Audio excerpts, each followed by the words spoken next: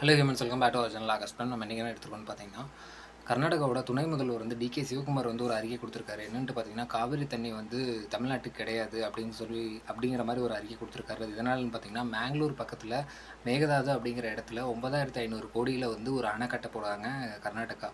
அந்த அணை கட்டிட்டாங்கன்னா தமிழ்நாட்டுக்கு இப்போ வர தண்ணியை விட ரொம்ப ஒரு எப்படி சொல்கிறது, இப்போ ஒரு 100% வந்துட்டு இருக்குன்னா அதில் வந்து ஒரு 60-70% வந்து வராது. எதுக்காக அந்த அணை கட்டுறாங்கன்னு பார்த்தீங்கன்னா, பெங்களூருக்கு வந்து தண்ணி இல்லை, அவங்களுக்கு அங்கே வந்து வசிக்கிறதுக்கு ரொம்ப சிரமமாக இருக்குது அப்படின்னு சொல்லிட்டு கர்நாடகா வந்து தன்னிச்சையாக வந்து அந்த அணையை கட்ட போகிறாங்க.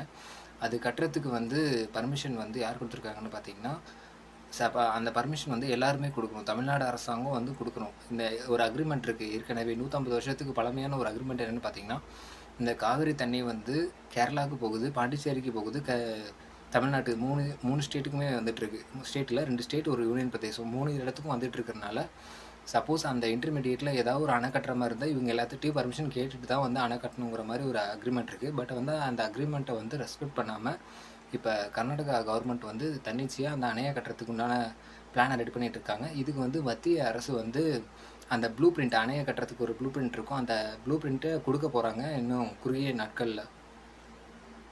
நெக்ஸ்ட் வந்து கர்நாடகாவிலையும் வந்து காங்கிரஸ் கவர்மெண்ட் தான் இருக்குது. இங்கேயுமே தவைக்காவோட காங்கிரஸ் கவர்மெண்ட் வந்து டைப்பில் இருக்காங்க. அவங்க நினச்சாங்கன்னா இதை வந்து ஈஸியாக வந்து நிறுத்திடலாம். பட் வந்து அதை வந்து செய்ய மாட்டேங்கிறாங்க. டபுள் கேமாக இருக்குது.